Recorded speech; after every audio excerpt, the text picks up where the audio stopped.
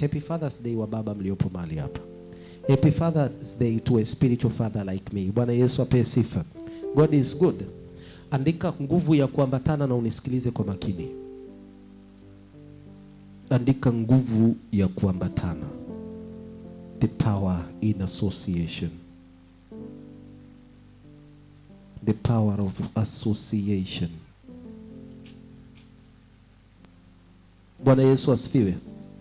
Ni siku nzuri ambayo Mungu amekusudia nifundishe hili somo kwa ambao mnafuatilia kwenye group.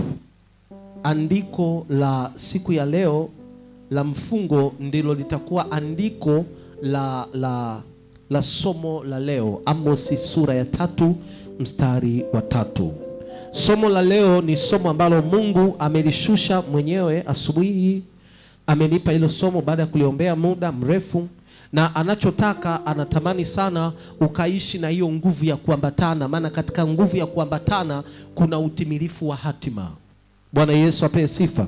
Kwa hiyo nitasoma Amosi sura ya 3 mstari wa 3 kwa msaada wa Roho Mtakatifu.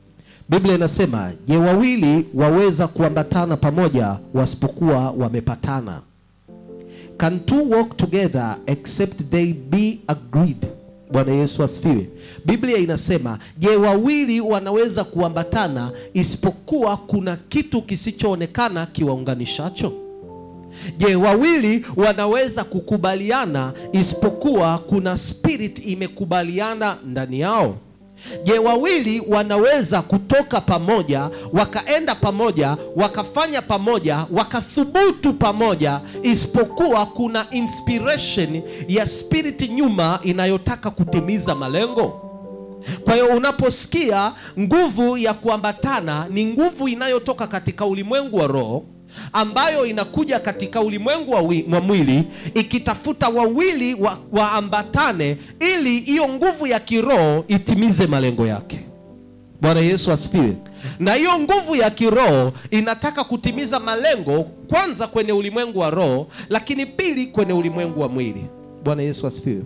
Uwezo wa kuambatana nafsi na uwezo wa kuambatana wa nafsi za wawili ni bora kuliko uwezo wa kutazama katika ulimwengu wa mwili. Kwa hiyo tunapoambatana, maana yake ni roho ndizo zinazotuambatanisha. Kila ambaye anatakiwa kuwa mjenzi lazima aanze na nguzo na msingi.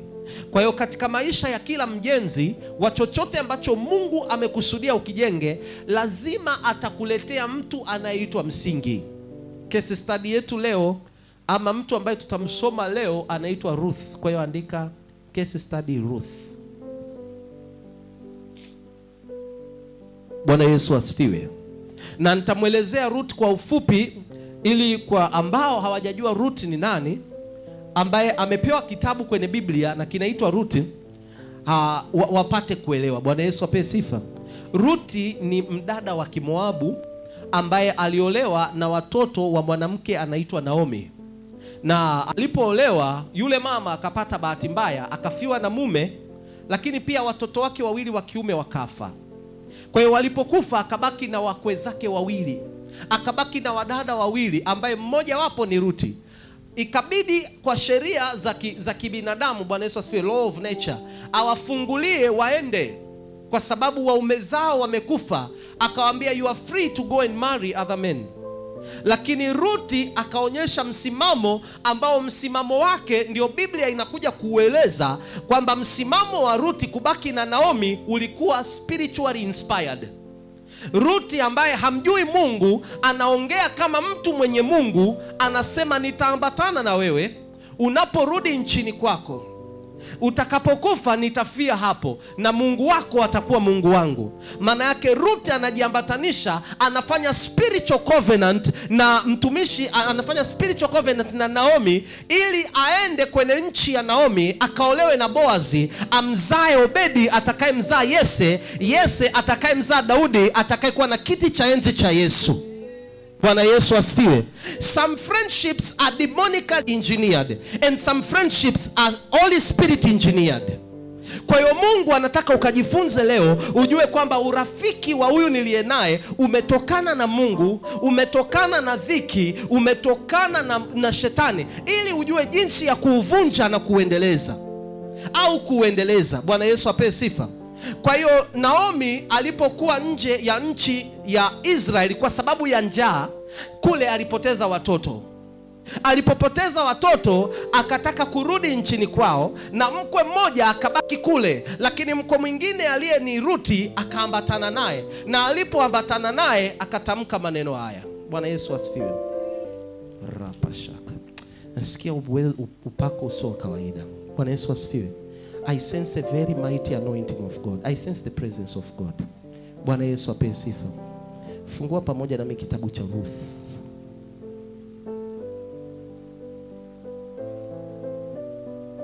Kitabu cha Ruth. Sio kama Gray unaweza ukanisomea kama umefika, mkibizie mic.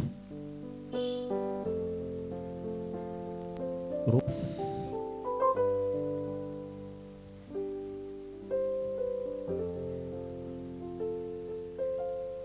Kitabu cha Ruth sura ya kwanza. Fungua sura ya kwanza. Kitabu cha Ruth sura ya kwanza. Nimeipata. Nenda mstari wa 16 na wa 17. Nitasoma kwa msaada wa Roho Mtakatifu. Naye Ruth akasema, usinisi nikuache, nirejee nisifuatane nawe. Maana wewe uendako nitakwenda, na wewe ukaapo nitakaa. Watu wako watakuwa watu wangu, na Mungu wako atakuwa Mungu wangu. Pale utakapokufa nitakufa nami, na papo hapo nitazikwa. Bwana anitendee vivyo na kuzidi, ila kufa tu kutatutenga wewe na mimi. Bwana Yesu asifiwe. Clearly unaona hayo maneno huyo Ruth ya kuyatunga, kwa sababu Ruth alikuwa Moabu. Kwa ambao mnajua kabila la Moabu lilitokana na laana. Bwana Yesu asifiwe. Kabila la Moabu lilitokana na laana ya Lutu kuzaa na watoto wake aliowazaa. Kwa hiyo kabila la Amoni na Moabu wametokana na Lutu kulala na watoto wake. Kwa hiyo Mungu alitamka kwenye neno akasema watoto wa Amoni wasionekane ibadani miaka 1000. Bwana Yesu asifiwe.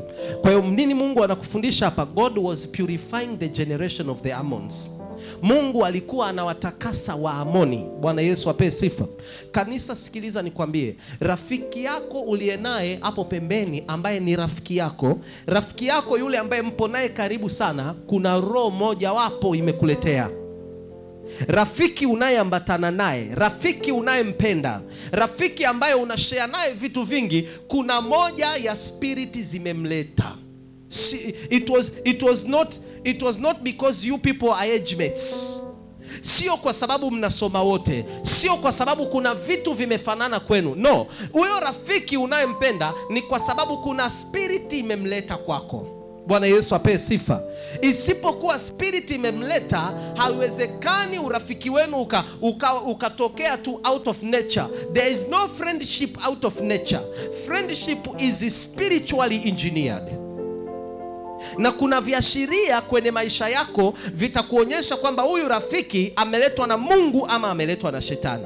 Ameletwa na kitu gani? Ameletwa na biashara tunayofanya pamoja, ameletwa na kitu gani? Kwa hiyo unaposikiliza somo una evaluate huyu rafiki, mbona kila nikiwa naye naona giza?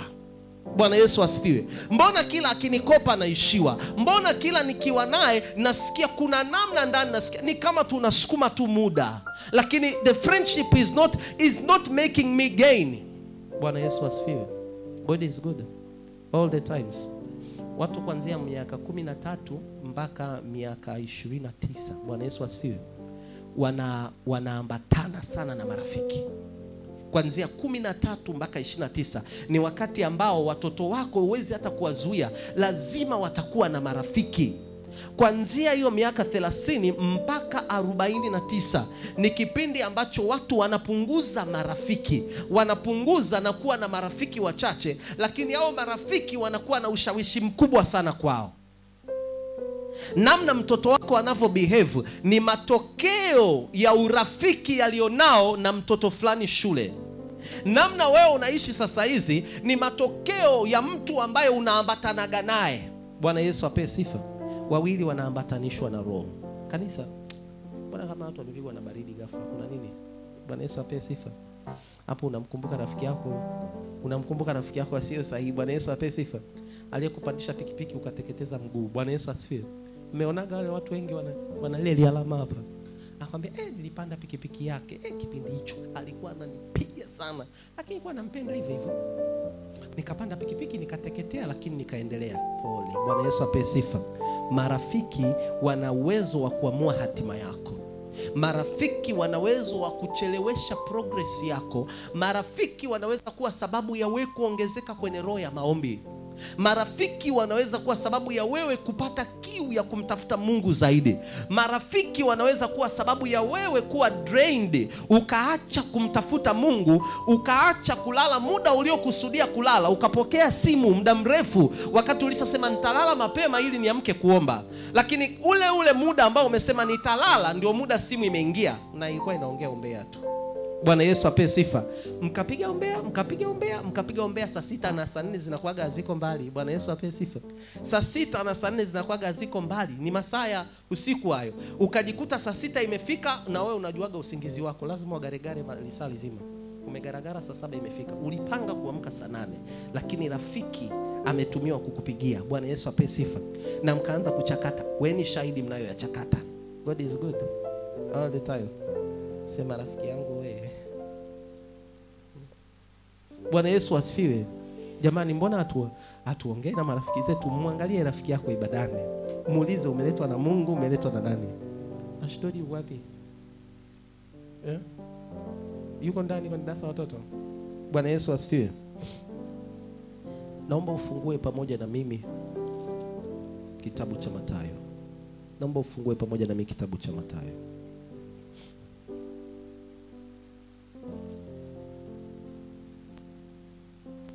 Nenda moja kwa moja Mathayo sura ya kwanza kabisa. Bwana Yesu asifiwe.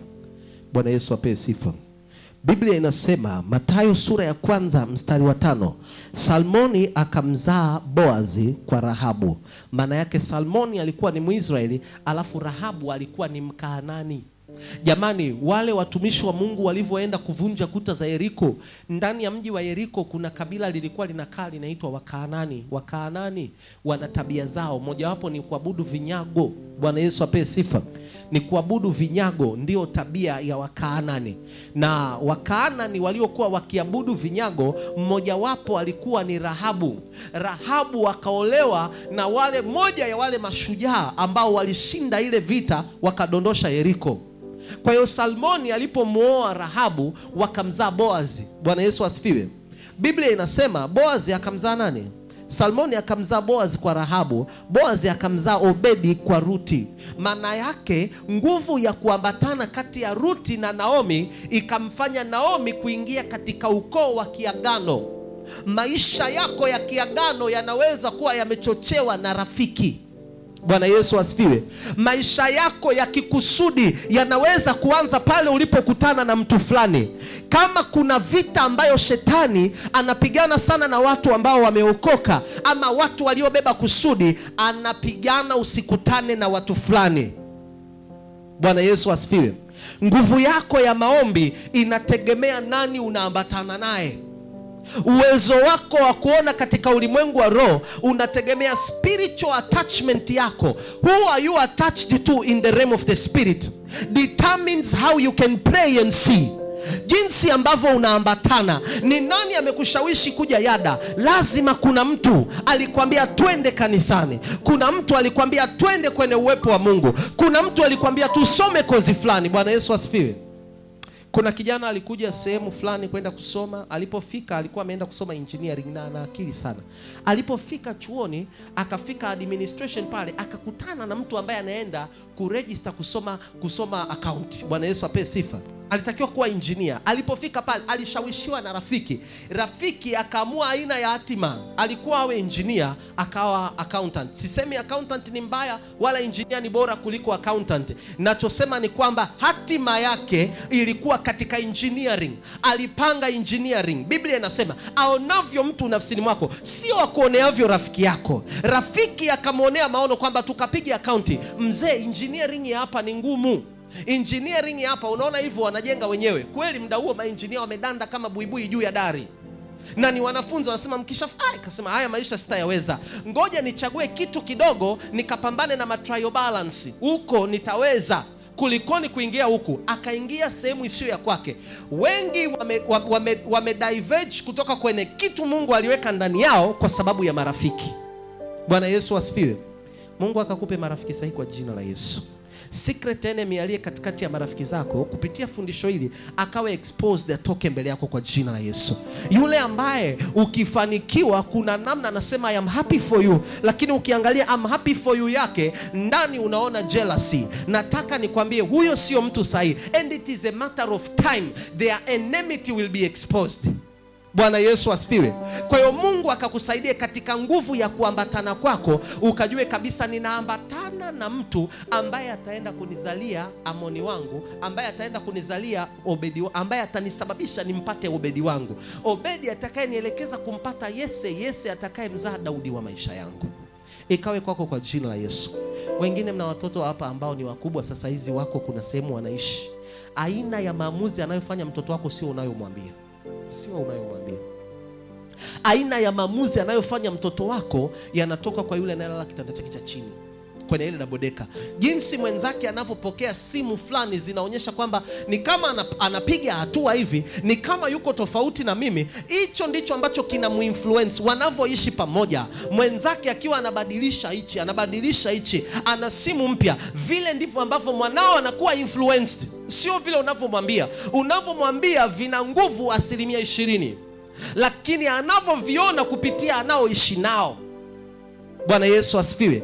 Wale anaoishi nao, wengi wetu tunapambana na ile spirit ya competition ndani kwa sababu ya wale ambao tunaishi nao. Bwana Yesu ape sifa. There's a very competitive spirit in you. Something is fueling your lust because of those who are around you. Bwana Yesu asifiwe. God is good. Ukawe na marafiki sahihi kwa jina la Yesu. Ukawe na marafiki sahihi kwa jina la Yesu. Waebrania 1:3. Kuchaguana, kuambatana ni swala la kiroho zaidi lilivyo la kimwili.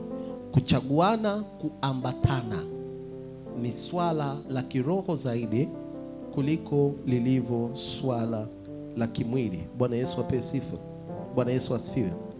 Kwa unayeandika, andika Mungu anaweza kujibu maombi kwa kupitia kuleta mtu. Mungu anaweza kunyamazisha kilio kwa kuleta mtu. Mungu anaweza akakufungulia mlango kupitia rafiki. Bwana Yesu ape sifa. Muda mrefu sana wa nyuma nilienda kwenye semina za mwalimu, zilikuwa Jangwani. Nikapiga magoti kwa sababu hicho kipindi nilikuwa sisomi na nilikuwa sina ada. Akasema hichi kipindi ambacho sisomi wala sina ada. Bwana Yesu asifiwe. Bwana Yesu ape sifa. God is good. Nikapiga magoti kwa mwalimu pale, alafu nikamwambia Mungu, na kuomba unipe kazi ili hii miaka 2 ambayo niko nyumbani nifanye kazi. Nakaa kwenye kiti, messages zinaingia za rafiki yangu. Anambia kuna kazi 1 2 3, nikaenda kufanya ile kazi. Miaka mingi sana baadaye nikasikia kuna kazi sehemu, mimi nikamuunganisha yeye. Bwana Yesu asifiwe. Jiulize rafiki yako anakuunganisha na vitu gani? Bwana Yesu asifiwe. Huyu rafiki aliniunganisha na kazi, nikafanya miaka 2 almost na nusu. Na mimi baada ya miaka kadhaa nikiwa sasa siko position tena ya kufanya kazi, nikasikia tena kuna kazi sehemu, mimi nikamuunganisha yeye. Bwana Yesu ape sifa. Your friendship should be godly oriented. Your friendship should be spiritually oriented. Your friendship should be profit oriented. Your friendship should be future oriented. Kuna watu wako mahali hapa hawako sehemu sahihi kwa sababu kuna rafiki sahihi miaka 10 iliyopita hakuwepo kwenye maisha yako. Ulitakiwa uwe naye Bennett for 10 years from today, you would have been a minister, you would have been far. Lakini yule rafiki hayuko pamoja na wewe. Bwana Yesu asifiwe. Na shetani alitengeneza mazingira usimuone yule rafiki kama ni wa muhimu. Usimuone yule mtu kama ni wa muhimu. Maana ungeona umuhimu wake, ungeambatana naye. Kuna potential imefichwa ndani ya rafiki Mungu aliyekupa, ingawa kimwili hauwezi kuiona. Waebrania 11 mstari wa 3 inasema vinavyoonekana, rafiki yako anayeonekana ana originate from the realm that haijaonekana. Rakushataria masika. Sio, unanielewa? Huyo rafiki ambaye kuna kipindi hata ukilala, Bwana Yesu asifiwe, unaamini unaweza ukawa ni mtu wa kawaida, ni mtu duni sana, wa kawaida tu, mtu wa kawaida, lakini rafiki yako akawa ni mtu fulani mkubwa kwa serikalini labda. Na yule mtu ukilala, ukiwa unaomba, ukiwa unalala, unamuona kwenye ndoto, unahisi tu unatakiwa ufanye naye kazi. No. There is something called friendship. Bwana Yesu asifiwe. They were only supposed to be your friends. Labda kuna kipindi ulitakiwa kwenda kuishi mji ambao yeye alikuwepo kule, anafundisha shule ya chekechea. Lakini wewe ukwenda kwa sababu ulisema natokaje mjini? Mimi hata nikikaa nyumbani lakini 500 hainishindi. Bwana Yesu asifiwe. Sawa, lakini 500 haikushindi, lakini God was taking you somewhere because of exposure. Hakuwa anakupeleka tu kwa ajili ya 400,500. Hata Mungu alikuwa anajua kwamba wewe 400,500 ukikaa nyumbani haikushindi. Lakini alikuwa anakuchukua, anakupeleka sehemu kwa sababu katika kwenda kule ulikuwa unaenda kukutana na mtu. Naomba usimkose mtu sahihi kwa jina la Yesu. Nguvu ya kuambatana, somo la nguvu ya kuambatana limekuja na nguvu sana kwangu wakati Mungu analishusha. Ninaomba ukapate mtu sahihi kwa jina la Yesu. Naomba kwa jina la Yesu watu sahihi wakagravitate waje kwako kwa jina la Yesu. Wakaje kwa jina la Yesu. Kama mlikuwa mmekosana, hii ikawe ndio sababu ya nyinyi kukutana tena. Utaenda, utapita labda mlimani kununua, umeenda kununua perfume, and you will meet again in Jesus name. Nasema mtakutana tena kwa jina la Yesu. Ikawe kwako nguvu ya kuambatana kwa jina la Yesu. Ikawe kwako nguvu ya kuambatana kwa jina la Yesu. Naomi aliambatana na Ruth, na nataka nikwambie hichi kitabu kilitakiwa kiitwe Naomi. Bwana Yesu asifiwe. Kwa sababu Naomi was the main character. Yeye ndio aliyemleta Ruth in a certain scenario to bring Jesus in the scene. Bwana Yesu asifiwe. Yeye ndo alitakiwa kumleta Yesu kwenye scene, na alipitia kwa Naomi, lakini kitabu kimepewa jina la Ruth. Bwana Yesu asifiwe. She was the main character because of the spirit of discernment. Alidescend ndani yake kwamba urafiki wangu mimi na wewe hauishi kwa sababu nimeolewa na mtoto wako. Urafiki wangu mimi na wewe it is spiritual. Kwa hiyo akatamka neno la ajabu sana, akamwambia sikiliza, watu wako watakuwa watu wangu. Maana yake nitakaa katikati ya wana wa Israeli, alafu nitatambulika kwa agano lao. Umeona ni kitu cha ajabu sana. Lakini she went further and she said, akasema Mungu wako pia atakuwa Mungu wangu. Na hapo Mungu akasahau kama Ruth ni Moabu. Bwana Yesu asifiwe. Akasahau kwamba Ruth ni kabila lingine, akaachilia mbali, akaingia katika genealogy ya Kristo. Nenda kasome Mwanzo, Mathayo sura ya 1 kuanzia mstari wa 4 nenda mpaka mstari wa 7, utaona genealogy inatajwa mpaka kwa Yusufu, na inafika kwa Yusufu ikitokea kwa Ruth. Kanisa, injili inaeleweka. God is good all the times. Ukaambatane na watu sahihi kwa jina la Yesu. Kuna watu shetani anawaleta kwenye maisha yako ili kukupotezea muda. Bwana Yesu asifiwe. Kuna watu shetani anawaleta kwenye maisha yako ili kukutoa kwenye kusudi. Kuna watu shetani anawaleta kwenye maisha. Nguvu ya kuambatana isipokuwa ndani yako mtakatifu, usipokuwa na jicho la kuambatana na mtu sahihi, mtu asiye sahihi atakapokuja utampokea na utajikuta umeyacrash maisha yako kwa namna ya ajabu sana. Leo kuna watu wengi wanalia kwa makosa walioyafanya kwa sababu ya mtu mmoja aliyewahi kuja kwao wakazani alikuwa ni mtu sahihi, lakini alikuwa ni mtu anaitwa agent. Kuna watu wanaitwa agents of Satan. He was a satanic agent ambaye amekuja kwako na amepambana na maisha yako pasipo wewe kujua, amekuvuruga kwa muda mrefu sana. Bwana Yesu asifiwe. Bwana Yesu apewe sifa. Wakati naanza utumishi nilikuwa na marafiki. Bwana Yesu apewe sifa.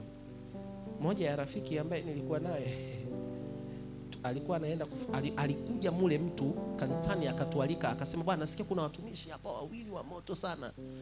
Bahati mbaya akaulizwa yeye. Bwana Yesu asifiwe. Kwanza akajibu akasema niko peke yangu, ni mimi. Yeye sasa akaalikwa kwenye matamasha. Yale matamasha yalikuwa anatakiwa watu alikwe wote wawili. Alikwe yeye mwezi huu, mimi mwezi ujao. Mwezi ujao aliulizwa kule, vipi una mwenzako yule vipi? Akasema yule atokagi. Yule atoki. Bwana Yesu apewe sifa. Yeye hubiri nje, hicho ni cha kwanza. Lakini pili, Mwache tu, mwache. Kwa nini? Ana upako. Kipindi napambana, Bwana Yesu apewe sifa. Napambana kweli, moto upo. Nashangaa mbona mimi si alikui. Lakini siku nikabidi niende kuulizia kule sasa mtu wa kule. Wale watu waniuliza, mbona utokaki? Kwani kuna nini? Mbona utoki? Nikamwambia kustoki manake nini? Anasema unapata mialiko unaikataa. Mlinipa mwenyewe. Wanasema tulipitisha kwa mwenzako. Mwenzangu nani fulani? Huyo fulani akiniona anavyonikumbatia, ananikumbatia almost 5 minutes. Ananipenda na ananiita my covenant brother. I'm telling you the truth. Jina amelitengeneza in the realm of the spirit, anajua yeye na nikalivunja. Na kuambia ukweli, someone was calling me covenant brother. You are my covenant brother while they were using me. They are friends. Nisikilize vizuri mtakatifu, kuna marafiki wanatoka kuzimu. They are only meant to use you just because of the glory you carry. Na siku yoyote utakapofanya vizuri, look straight in their eyes, hawakupenda. Unajua hilo? Ukiwaangalia macho unajua hajapenda kwa sababu nimefanya vizuri. The moment you do good, you are ready to introduce them somewhere, but they are never ready to introduce you anywhere. They are never ready to say that you are their friends, but they are ready to use you. Hao ni marafiki ambao they are brought forth by Satan. Bwana Yesu apewe sifa. It took me so long to know that this friend is not from God. Kwa sababu nilijua hata anavyosema kwamba mimi stoki ni kwa upendo. Kweli sasa mimi stoki na kundi. Bwana Yesu apewe sifa. Kwa hiyo mimi naongoza maombi ya parapa. Zikija afa ya matamasha yalikuwa mazuri. Bwana Yesu apewe sifa. Kanisa zuri liko mjini. Natamani na mimi siku nivae suti niende. Kafika kipindi nikaambia Mungu, naomba mialiko kutoka kwako. Nimekosa kule. Bwana Yesu apewe sifa. Nikapata mialiko ya ndege. Bwana Yesu apewe sifa. Nilipopata mwaliko wa ndege nikamwambia Bwana, nimealikwa Arusha. Kweli tiketi hii hapa. Hii tiketi ya nini ya ndege? Uso ulibadilika. I'm telling you the truth. Bwana Yesu asifiwe. Uso ulibadilika. Ambia okay. Na unajua kabisa kwamba huyu rafiki anifurahi. Nenda muangalie rafiki yako kwa jicho la kiroho. Nenda muangalie unayeambatana naye kwa jicho la kiroho. Unajua shida yako ni kwa sababu una upendo sana. Shida yako ni kwa sababu una moyo soft sana. Shida yako ni kwa sababu mdomo wako ukikaa na watu haujizui. Ndio maana shetani akitaka kujua information yako anasema tumpeleke Danielio. Bwana Yesu apewe sifa. Tumpeleke Kairo. Bwana Yesu asifiwe. Tumpeleke mkikaa. Bwana Yesu apewe sifa. Mkikaa mkianza kula mdomo wako. Bwana, sasa nimepanga Disemba hii natangaza uchumba. Tangaza uone mimi nadondoka hapa. Bwana Yesu apewe sifa. Tangaza wewe uchumba. Unajua kabisa kwamba kuna namna huyu mtu akijua wewe unachumbiwa yeye hafurahi. Unajua kabisa anajua kwamba wewe unaenda kufunga ndoa yeye hafurahi. Nguvu ya kuambatana. Siongelei hapa amna. Bwana Yesu asifiwe. Nimeisikia hiyo kwa watumishi wanasema sio hapa amna. Hapana, mimi si adopt hiyo. Nasema hata hapa labda wapo. Bwana Yesu asifiwe. Hata kanisani wanaweza wakaambatana na wewe. Bwana Yesu asifiwe. God is good. Nimeshuhudia mtu ambaye anamloga mwenzake alafu anamsindikiza kanisani. Anamloga alafu anamleta, yeye anaishia pale pa. Bwana Yesu apewe sifa. Anampiga mishale alafu anamleta, anaambia nenda. Bwana Yesu apewe sifa. Akija na wakirudi nyumbani anamwangalia YouTube. Bwana Yesu apewe sifa. Anaambia ibada ilikuwaje? Anaambia ilikuwa fire sana. Bwana Yesu asifiwe. Ibada ilikuwaje? Ilikuwa fire. Nguvu ya kuambatana. Ukaambatana na watu sahihi kwa jina la Yesu. Ukaambatane na watu sahihi kwa jina la Yesu. Mungu akaondoa kina Sanbalati na Tobia kwenye maisha yako ambao wakati unajenga kuta za Yerusalemu wanakukatisha tamaa. Mungu akamuondoa Sanbalati na Tobia kwa jina la Yesu kwenye maisha yako. Ukaambatane na watu sahihi kwa jina la Yesu. Watakao kupeleka sehemu zenye majibu yako kwa jina la Yesu.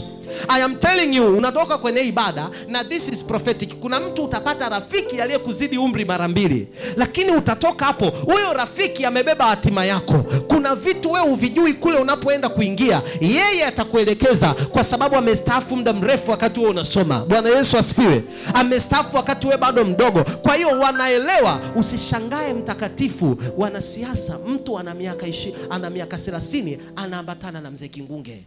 Kipindi yuko hai labda. Bwana Yesu apewe sifa. Unashangaa huyu kijana anataka nini? Kuna wenzetu wanajua nguvu ya kuambatana. Leo ukimshangaa huyo kijana akisimama, una miaka mingapi ndugu? Ana miaka 35. Lakini anakuwa anatembea na mzee. Mzee alishawahi kusimama sehemu akasema, "Nina miaka 63 kwenye siasa." Pembeni yake kasimama mwanasiasa na miaka 61. Mimi kwenye siasa miaka 63, ile knowledge alivyoiachilia, huyu mtu anatembea na kibali kisicho cha kawaida. Why? Kwa sababu mapema wakati wako wadogo walikuwa wanajua nguvu ya kuambatana. Nenda kaangalie video za Mwalimu Nyerere, utakuja kugundua nani Mheshimiwa Jakaya Mrisho alikuwepo pale. Bwana Yesu asifiwe. Mmeangalia video za Mwalimu Nyerere, anasema nyinyi watoto wadogo mmepata wapi hela ya kupanda ndege bwana? Mmekuja, amewaita na Dodoma, wameenda na ndege. They were young, they were like me by then. Bwana Yesu apewe sifa. Nguvu ya kuambatana. Watu waliona mbali kwamba mimi nitakuja kuongoza hili taifa. I need to be close to the president at all cost. Alafu kuna muombaji anaomba hata kwenye bajaji ya watu watatu usalimii. Bwana Yesu asifiwe. God is good all the times. Hii injili inaeleweka. Ni ya kweli. Unaingiaga pale katikati unafanya unafuna vimba kama chura. Bwana Yesu asifiwe. Usalimii. Si ni wewe. Bwana Yesu apewe sifa. Mungu akakupe watu sahihi kwa jina la Yesu. Mungu akakupe watu sahihi kwa jina la Yesu. Kupitia fundisho hili, kwa kuwa nimeliombea, naomba rafiki asiye sahihi atajitoa mwenyewe kwa jina la Yesu. Utaanza kupata marafiki utakao kuambia, hivi unasomaga vitabu? Hapana, naomba tuanze kusoma vitabu. Hivi unajua kutengeneza PDF? Unamwambia ndio nini. Lakini kuchati umbea unajua, anakuambia hapana rafiki yangu, jifunze hata kutengeneza PDF. Tuanza kuandaa, hii ndio nini? Unajua Microsoft Word ndio nini? Bwana Yesu apewe sifa. We want to be international, but we don't want the international process.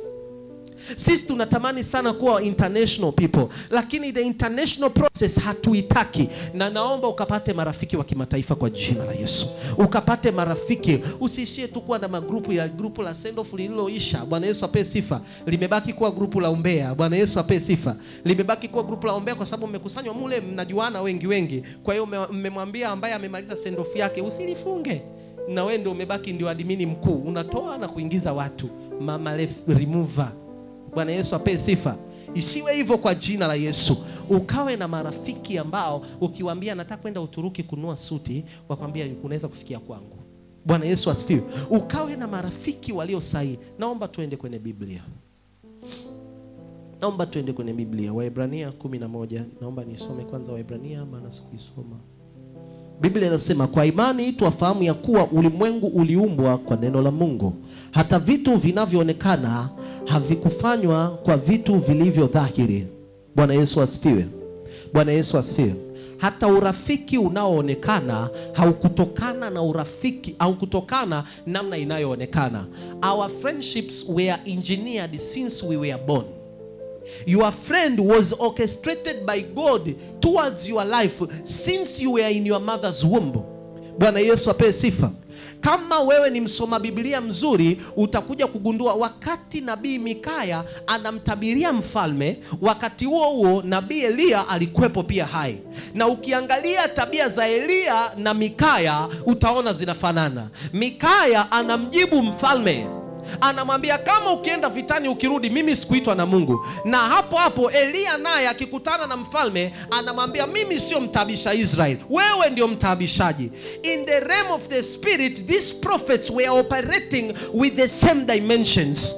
Hao manabii walikuwa ni manabii waliochipuka kipindi kimoja. Walikuwa ni manabii waliolelewa sehemu moja. Bwana Yesu apewe sifa. Mungu anataka ukajifunze. Even when you are a prophet, you need other prophets who are right prophets so that you can excel in ministry. Bwana Yesu asifiwe. If you are a businessman, you need other businessmen so that you can excel in your business career. Bwana Yesu asifiwe. Mungu akakupe marafiki sahihi pale kazini kwa jina la Yesu. Mungu akakupe, hakuna sehemu ambayo utakanyaga kwenye maisha yako ambayo Mungu hakuiorchestrate. Bwana Yesu asifiwe. Ambaye Mungu hajakutengenezea mtu pale sahihi. Na adui pia anatengeneza mtu asiye sahihi popote utakapokwenda. Kuna watu katika marafiki zako kama mpo wanne, lazima kuna walioletwa na Mungu na walioletwa na mawazo yako. Kuna wengine walikuja kwa sababu mawazo yako, you thought this was the right friend. Bwana Yesu asifiwe. And even friendships are seasonal. There are friendships ambazo zinatakiwa ziend baada ya season fulani. Kanisa hii inaeleweka? God is good all the times. Nimeona mwanangu wakati anafunga ndoa alikuwa na marafiki zake fulani. Wanafuatana. Bwana Yesu apewe sifa. Wanaambatana. Sinaona sasa hizi anaambatana na mume wake. Bwana Yesu asifiwe. Kwa ambao mmemaliza form 4 ama form 6 mnakumbuka? Mkimaliza pale mnaendaga kukutana hata nje ya shule pale. Tunakutana nje ya shule mwezi wa kwanza, mwezi wa pili, walimu wanasema mtaacha tu. Imepita miaka mingapi sasa hizi? Hamjui hata nani yuko wapi. Bwana Yesu asifiwe. Kwa hiyo urafiki kuna kipindi una expire. Kuna urafiki ambao Mungu anauleta, it is a lifetime friendship. You have to believe this. Kuna urafiki ambao ni lifetime friendship. Huo urafiki unatakiwa uendelee maisha yote, usije ukamfukuza huyo. Bwana Yesu asifiwe. Kuna urafiki ambao unatakiwa kukuvusha majira fulani, ukamembrace huyo rafiki kwa sababu anatakiwa kukuvusha majira fulani. Bwana Yesu apewe sifa. Anatakiwa kukuvusha kwenye sehemu fulani, na huyo rafiki anakuja in your lowest seasons, in your darkest moments. Anakuja na mshumaa, anakuangazia, na ukishavuka kwenye lile giza unashangaa huyo rafiki anaenda. Na kuna rafiki Mungu anamleta as a life partner. Nyinyi ni mashahidi. Kuna rafiki yako toka chekechea ni rafiki yako. Mnaweza mkanyamaziana miaka 2 3, lakini atarudi kuwa rafiki yako. Mnaweza mkapoteana na maisha yenu yana namna yamefanana. Bwana Yesu apewe sifa. Unajua kabisa kwamba fulani siku yoyote nikikutana naye we are still friends. Kuna marafiki umekuwa nao na sasa hizi hapa ninavyokuambia umesahau hata majina yao ya pili, because they did not mean much to you. Lakini kuna rafiki majina yake 3 ya kichwani miaka yote ya maisha yako. Unajua hilo? So there is power in friendship. Friendship originates from the realm of the spirit, both from Satan and God. Receive friends from God in Jesus name. Si kwa nini namuona rafiki mkubwa ambaye amemzidi mtu umri, navyoongea hivi namuona anaenda anamshika huyo mtu mkono. Ikawe kwako kwa jina la Yesu. Ambaye atakuongoza njia, atakwambia hii biashara tunafanya hivi, usifanye hivi, usiongee hivi na hivi mbele za watu. Bwana Yesu asifiwe. Atakuwa anakufundisha. Mimi kuna watumishi wananifundisha. Bwana Yesu asifiwe. Anambia fanya 1 2 3, ufanye hivi na hivi na hivi, usifanye hichi na hichi na hichi. Kipindi ambacho nitembea kwa mawazo yangu mwenyewe nilishangaa. Bwana Yesu apewe sifa. Lakini ukianza kushauriwa utajua kuna nguvu ya kuambatana. Pokea nguvu ya kuambatana kwa jina la Yesu. Pokea nguvu ya kuambatana kwa jina la Yesu. Ukaambatane na rafiki sahihi kwa jina la Yesu. Kuna kazi yako iko mikononi mwa rafiki sahihi kwa jina la Yesu. Atasikia sehemu afa atakutaja wewe. Ataambiwa fulani anaweza hii, ataambia hapa mwache huyo, mimi na mtu fulani, alafu atakutaja wewe. Utatokea kwa jina la Yesu. Usiwe hata siku moja na rafiki anayehofia kitu kilicho ndani yako. Akiambiwa hivi fulani amesomea nini, anajibu hajasoma. Sasa Debora hujasoma. Debora umepiga akaunti yako, unaambatana na mtu. Bwana Yesu asifiwe. Unaambatana na mtu, anaulizwa umesomea nini, anasema yule hajasoma, yule kaishia form 2. Pale ulipo unaona na mtoto mkubwa kama mimi, rafiki yako yule aliyekuulizia anashangaa, mtoto kama nani? Anambia kama wewe hivi, kama mimi. Aliachaga shule mapema sana. Bwana Yesu asifiwe. Ni mfano tu. Nasema usiwe na marafiki ambao wanakuhofu. Ukawe na marafiki ambao watakuwa na amani kukutaja sehemu ambazo haupo. Watakuwa na amani ya kukutetea sehemu ambazo hauna mtetezi. Watakuwa na amani ya kuamka na kuambiwa na Mungu funga na usimwambie. Unajua wengi tukiwafungia watu tunawatambia, nimefunga siku moja kwa ajili yako. Unajua? Yaani nimefunga masaa 24 na Mungu amenifunulia mambo mengi juu yako. So leo nitakwambia tu kimoja, alafu ninachokwambia ndio kile kinakuwa sahihi. Bwana Yesu asifiwe. Bwana waongo wanalenga. Bwana Yesu asifiwe. Waongo wanalenga. Yaani nakwambia kabisa kwamba sikia nikwambie. Usinione nimepungua. So nimepungua. Nimefunga siku hizi 3 na napunguza macho hivi. Nimefunga ngapi? Wewe unajibu 3 kwa ajili yako. Na Mungu amenisemesha. Lakini moja alivyonisemesha ni ile biashara pale barabarani, frame ndani si nyeupe. Hiyo imeenda. Bwana Yesu asifiwe. Frame kweli si nyeupe ndani, hiyo imeipita. Kwa hiyo unajua kuna marafiki watafunga bila kukwambia. Mimi kuna watu naongozwa na Mungu, Mungu ananiambia funga kwa ajili ya fulani. Ukifunga kwenye benki yake ya kiroho una invest. Ghafla yule mtu anakuja kukushirikisha, anakuambia nimerudiwa na power mzee, nimekuwa tofauti. Asubuhi ya leo nimepigiwa simu na mtumishi na ana kanisa kubwa kuliko mimi. Bwana Yesu asifiwe. Ana kanisa yuko mkoani, kanipigia ananiambia niombee ujazo wa Roho Mtakatifu naenda kuhudumu. Bwana Yesu asifiwe. Nimemwombea kwa sababu gani? Sijapigiwa mimi na baba ambaye amenizidi akaniombea, lakini yuko mtumishi kuna siku alinitamkia neno kwa message, nikasikia nguvu imenivaa. Bwana Yesu apewe sifa. Niliambiwa tu na Roho Mtakatifu tuma sadaka.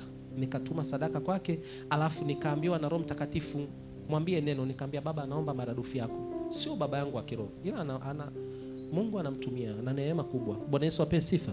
Nikamwambia baba ninaomba maradufu yako. Akaniambia kwa message ikawe kwako kama ulivyoomba. Nilisikia nguvu zisizo za kawaida zinishukia pale pale. Bwana Yesu asifiwe. Do to others what you want others to do unto you. Wafanyie wengine unayotaka wewe ufanyiwe. Ninakuombea kwa jina la Yesu ukapate marafiki wa faida kwa jina la Yesu. Ukapate marafiki wa faida kwa jina la Yesu. Angalia saiko yako yote ya maisha, sio marafiki zako tu wa kanisani, na kufundisha haya kwa ajili hata ya nyumbani. Kama marafiki zako wote wako kwenye shimo hilo hilo ulilokuepo wewe, hakuna wa kumvuta nje mwenzake. Kama marafiki zako wote home and abroad, Bwana Yesu asifiwe, sio sehemu moja, nasemea home and abroad, marafiki zako wote wako kwenye saiko kama yako, there's no one who is going to lift the other, so you have to be that friend who is going to lift them. Kwa hiyo Mungu akakusaidie sasa wewe uinuke ili ukawatoe shimoni. Bwana Yesu apewe sifa. Lakini kama ni marafiki sahihi, kuna namna Mungu atatengeneza. Utakuwa na walio juu, utakuwa na walio katikati, utakuwa na walio chini, ili mtengeneze muunganiko wa kuinuana. Bwana Yesu asifiwe. Kanisa wananielewa? Nikiwa naomba kila siku namuomba Mungu nipe marafiki sahihi, nipe watumishi sahihi, nipe. Kuna mtumishi akicheka leo, mimi kesho kutwa nitaonekana Yesu kabadilika. Bwana Yesu apewe sifa. Aseme tu kwamba Mungu kanigusa. Bwana Yesu apewe sifa. Nikikwambia na namba ya Joshua Selman ya utaamini eti. Bwana Yesu apewe sifa. Joshua Selman, kuna siku nilimsikia mtumishi wa Mungu Joshua Selman anaongea, anasema I do bless small ministries in Nigeria, ask them. Many small ministers, when I say small ministers, ni watumishi wenye makanisa kuanzia watu 500 mpaka 2000. Sema anasema these are the ministers I bless. Mungu akinigusa 10 sipeleki tu kwa baba wa kiroho, ninapeleka na kwao. I build churches. That means in the nation of Nigeria there's an advantage called Joshua Selman. Bwana Yesu asifiwe. That advantage is building churches for other ministers. Anawasaidia mtumishi. Kuna mtumishi wa Mungu amefariki, alikuwa anaitwa nani yule mzee wa Kikorea mwenye kanisa kubwa kuliko yote, Pastor David Yonggi-Cho. Aliwaita wachungaji wote duniani ambao aliweza kuwaita, walifika zaidi ya 1000 na walifika zaidi ya 5000. Akawaambia waombe chochote wanachotaka, na kuonyesha power ya association. Akawaambia waombe chochote wanachotaka. Watumishi wale wa Mungu wakaomba kujengewa makanisa. Alijenga isivyo kawaida. Ukishamaliza kusema hivyo, anakujengea kanisa linalotosha watu 1000, anakupa na vyombo, anakupa kila kitu. Akaja mtu mmoja anaitwa Adeboye. Bwana Yesu asifiwe. Alipofika zamu yake akamwambia, baba, sinijengee kanisa, una hela? Sina, naomba maradufu ya roho yako. Bwana Yesu asifiwe. Akawaambia watoeni wachungaji wote nje. Huyu David Yonggi-Cho akawaambia toeni watu wote nje. Wewe umesema? Akasema naomba maradufu yako. Yonggi-Cho ni mchungaji mwenye kanisa la watu 700 na 50,000 wanakaa chini kwa pamoja. Ndio mchungaji mwenye kanisa kubwa kuliko wote, amekufa na hakuna mtu ana kanisa kama lake. Akasema watoeni watu nje, akamshika Oyedepo mikono. Bwana Yesu apewe sifa. Adeboye akambariki. Alipombariki, nyinyi wote mnajua kanisa la Adeboye ni kilomita 3 ndani kwa ndani. Viti vinapangwa na kirikuu. Bwana Yesu apewe sifa. Viti vinashushwa na kirikuu kinatembea kanisani ndani, kinapanga viti. Kanisa lake ni kilomita 3 ndani kwa ndani. Wale waliojengewa ya watu 1000, I am telling you the truth, wengine wamebaki na yale. Kuna namna Mungu haleti watu ambao watakuja watakusaidia kwenye point fulani itakayo kufanya uwe comfortable. Anakuletea mtu sahihi ambaye atakutoa kwenye comfort zone. Kila ukiongea unamuona anakupinga. Unashangaa mbona wewe unanipinga sana? Alafu kuna mwingine ambaye kila wewe ukiongea anakubali kwa sababu hana akili. Wewe unaona yule ndo rafiki. Bwana Yesu asifiwe. Kuna rafiki yako kila kitu ukisema anasema lakini ni kweli. Ile yake sio kama kaelewa. Wewe unajua bisa rafiki yako ana akili na wewe umempenda kwa sababu ana akili. Bwana Yesu asifiwe. Umempenda kwa sababu kila unachosema anakubali. Lakini there is a friend that is challenging. Kila ukiongea hivi anakuvuta pembeni na kile anakuambia hapa hujafanya vizuri. Unaambia wewe koma usinikosoe mimi. Anakuambia sawa, lakini hamna shida. Afu tokea pale unamwona amebadilika, moyo wako unaumia, unajua ukufanya sawa. Bwana Yesu asifiwe. Kanisa, unaelewa? Pokea rafiki wa hivyo kwa jina la Yesu.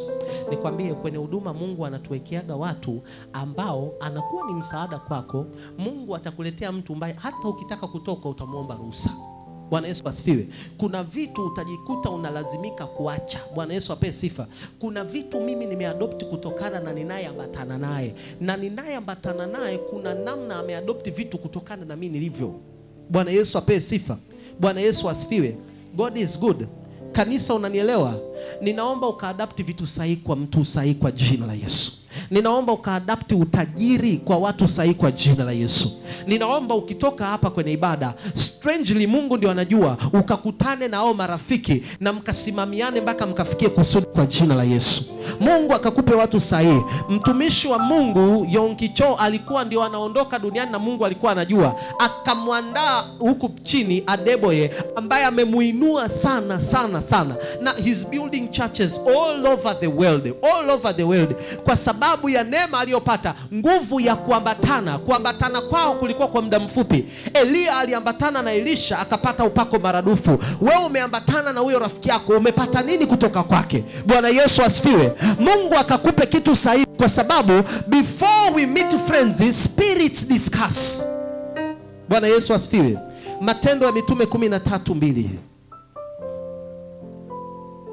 Matendo ya Mitume. Nasikia uwepo wa Mungu ajabu sana. Matendo ya Mitume 13. Biblia inasema, basi hawa walipokuwa wakimfanyia Bwana ibada na kufunga, Roho Mtakatifu akasema, nitengeeni Barnaba na Sauli kwa kazi ile niliyowaitia. Bwana Yesu asifiwe. Nitengeeni Barnaba na Sauli. Aliyeongea hivi ni Roho Mtakatifu. Wakati watu wamefunga wanafanya ibada, they were doing adorations before the Lord. Nataka nikwambie kwa nini Mungu alimchagua Sauli ambatane na Barnaba. Sauli hakuokokea Israeli, aliokokea Syria, Dameski. Alipopofuliwa macho wakati anaenda kuua. Kwa hiyo alipofika kwenye ile nchi akaokoka kule, wanafunzi waliokuwa Israeli wakapata taarifa. Wakaambiwa yule ambaye amekuja kuua watu, huyo sasa hizi ameokoka. Wanafunzi wakasema, no thank you, mimi kaua ndugu yangu, siwezi kumkubali. Wanafunzi wakawa wanamuogopa. Barnaba akachukua hatua. Barnaba, neno hilo linamaanisha mwana wa faraja. Mwana wa faraja akawa faraja kwa Sauli wakati wa kukataliwa. Kwa hiyo Sauli aliporudi Israeli, Waisraeli waliookoka walimkataa. Mitume ndio waliomkubali, kwa sababu mitume walikuwa tayari kufa. Hawakumkubali, walikuwa tayari kufa kwa kuwa mitume walikuwa wamekufa. Nafsi zao zilikuwa zimemfia Kristo. Kwa hiyo kumkubali Paulo ama kumkataa, it was all okay. Lakini Barnaba akasema mimi nitamchukua. Akamchukua, na kwa kupitia Barnaba ndio akapenya akaingia katika kanisa likamkubali. Kwa hiyo wakati wanafanya ibada, Mungu akaangalia moyo wa Barnaba ndio uko tayari kuambatana na Paulo. Bwana Yesu asifiwe. Mimi ndio niliyetengeneza, niliorchestrate hichi kitu ili waambatane. Ndio maana watu walipomkataa yeye alimkubali. Bwana Yesu asifiwe. Alipoona vile akamchukua. Wakati wanaongea, wakati wanaomba, Roho Mtakatifu akashusha unabii kwamba hawa wawili waanze kuhubiri Gentiles.